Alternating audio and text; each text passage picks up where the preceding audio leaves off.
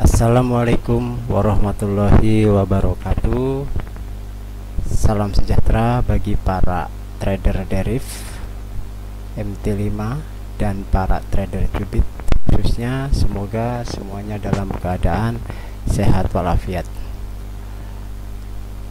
Pada kesempatan kali ini saya baru bisa membuat video kembali karena masih ada kegiatan-kegiatan yang sehingga waktu untuk trading pribadi saya pun tidak bisa saya lakukan ya.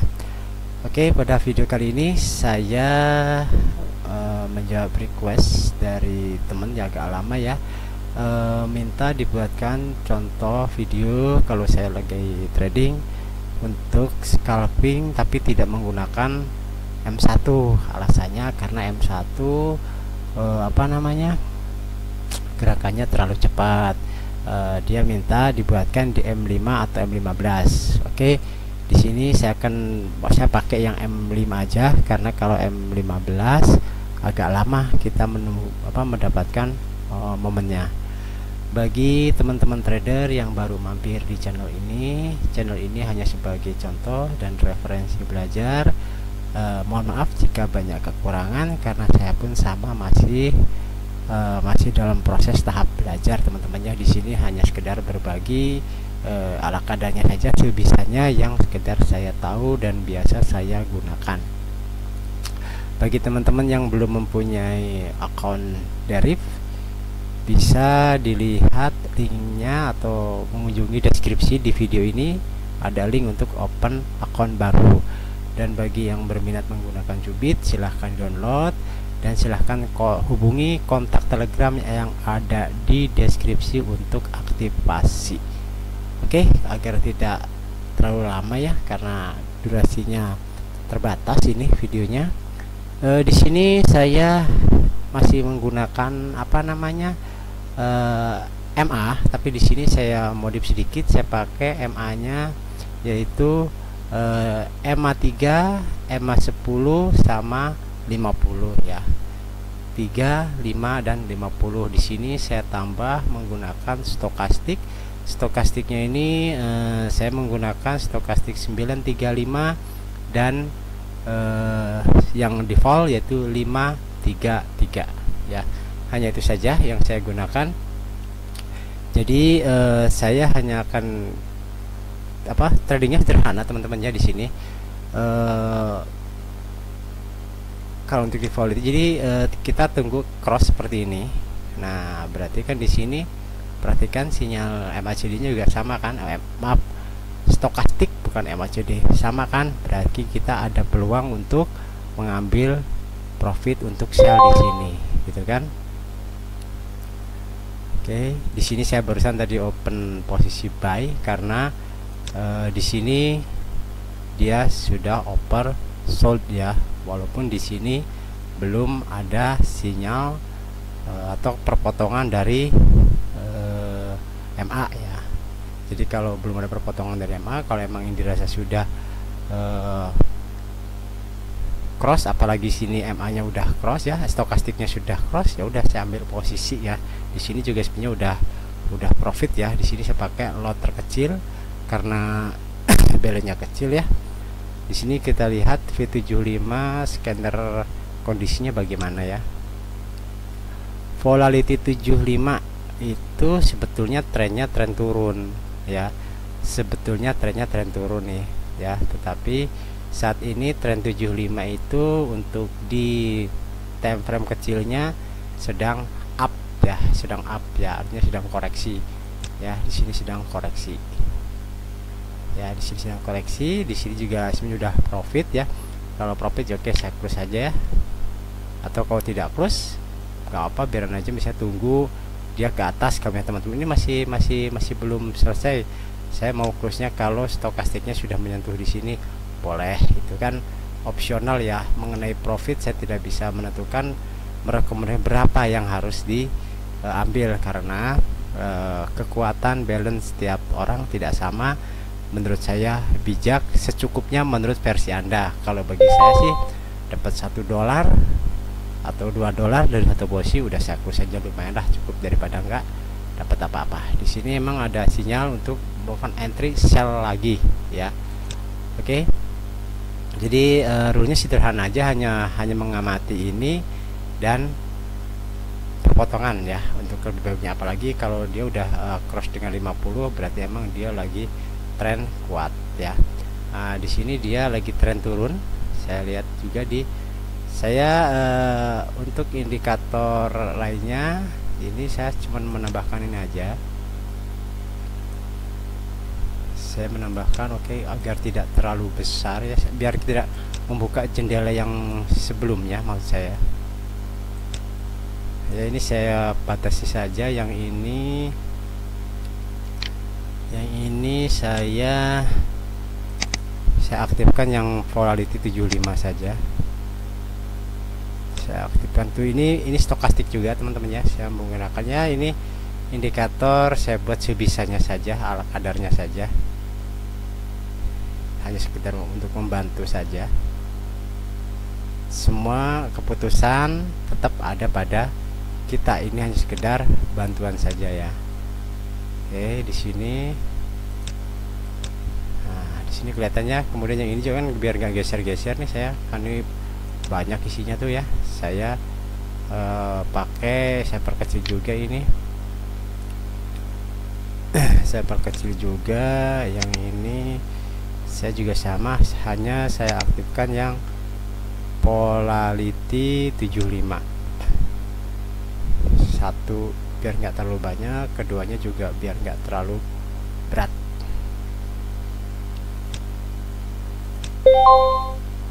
Oke, saya udah aktif ya. Kita terang.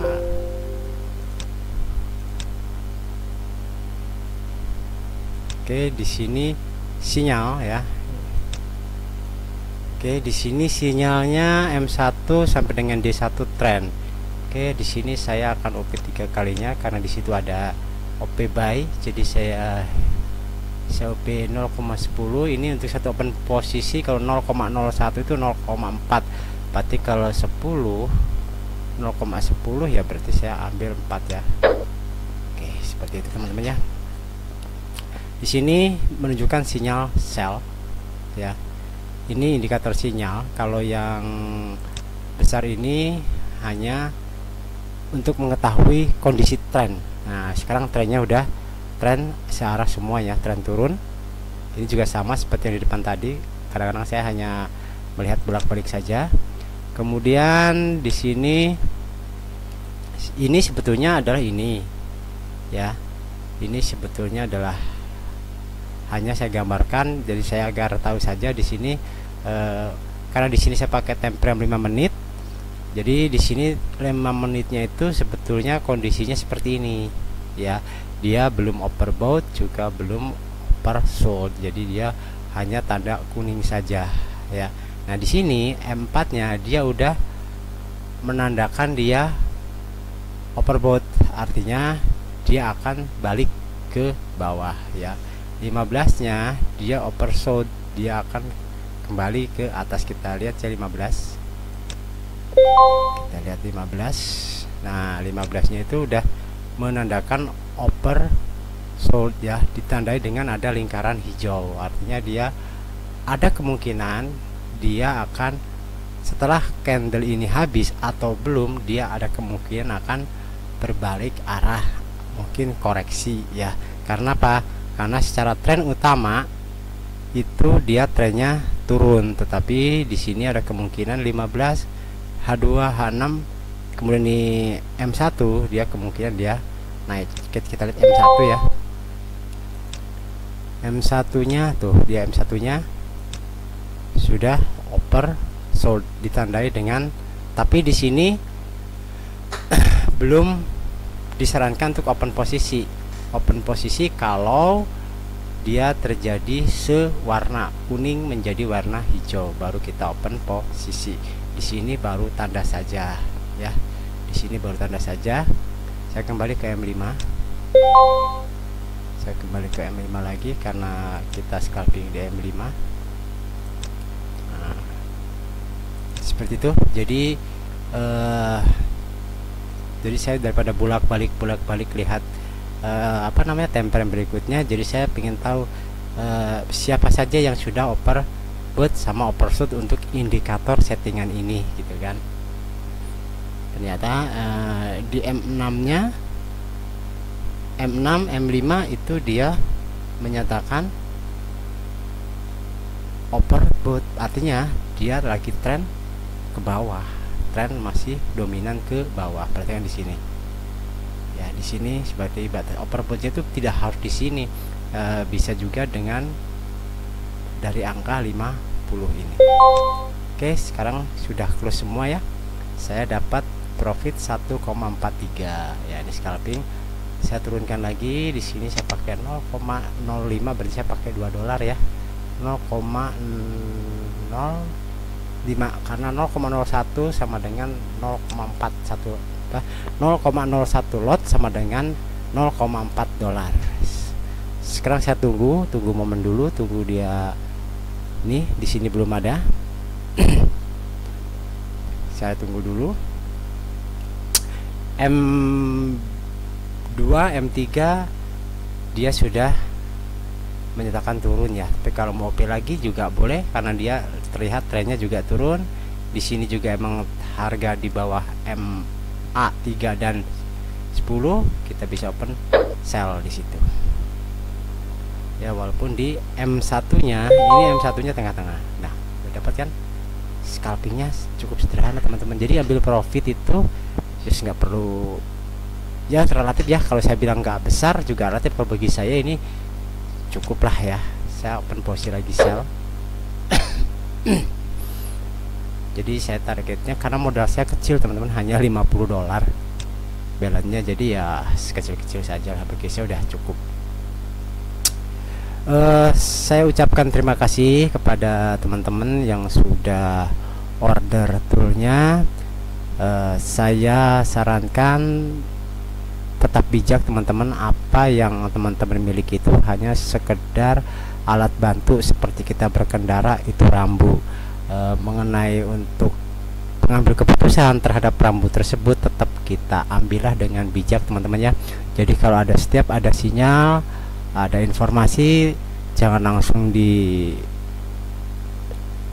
diambil, tapi tolong untuk dianalisa ulang. Kalau emang searah atau sesuai dengan peluang yang ditawarkan dan pengamatan teman-teman, silahkan open posisi. Oke, win lagi ya, udah lumayan kan, dapat $3 ya. Tunggu.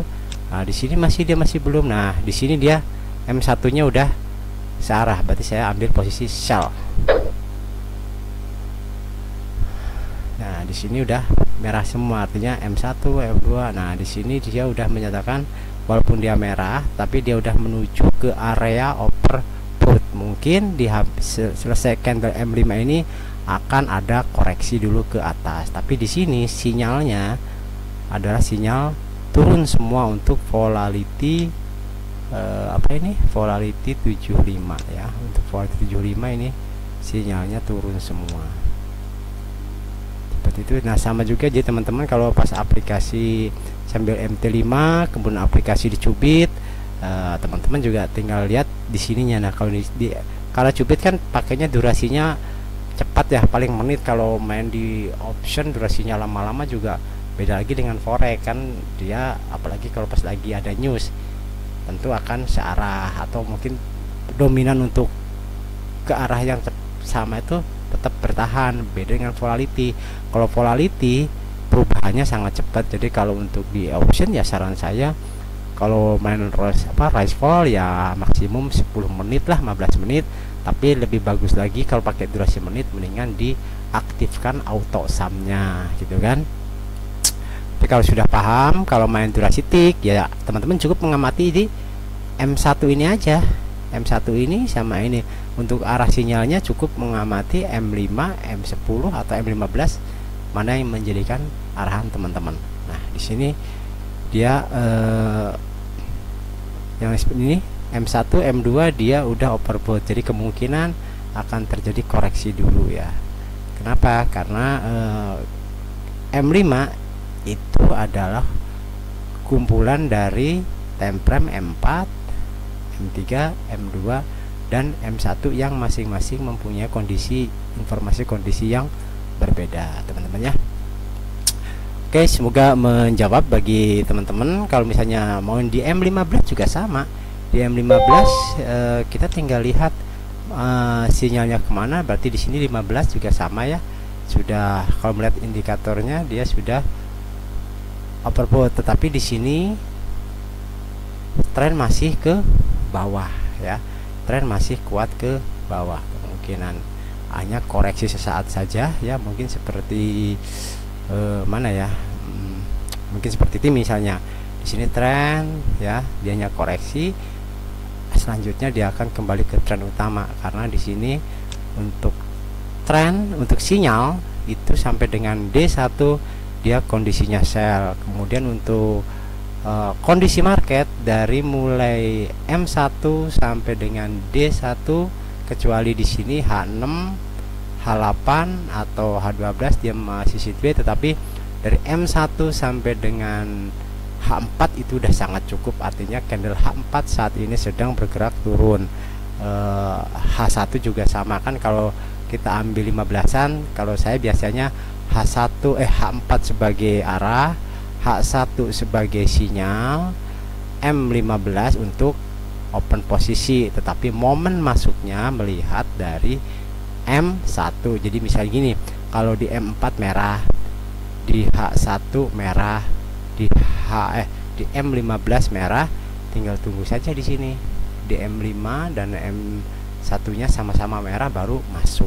Karena jangan sampai kalau misalnya di H1, H4 15 nya sudah merah, tetapi di M1 sampai dengan M5 nya ini masih belum sewarna, biasanya akan pas kita open kita akan terploting dulu sesaat, ujung-ujungnya aja dia turun. Itu kalau di MetaTrader atau di MT5 sih nggak masalah, tetapi kalau untuk trading di option, rice fall atau TAT atau DNT ya, mungkin kita lebih besar untuk berpeluang lossnya ya kan, karena kan pada saat sudah habis waktu gerakan baru turun. Di sini untuk volatility 10 sinyalnya baik kuat ya. Di sini 10 padahal dia sideways ya, yang kuatnya cuma di M1 tapi dia menandakan sinyal kuat ya. Kemudian tapi itu ubah lagi kan, dia nggak stabil. Kenapa? Karena emang di volatility 10 indeks kondisinya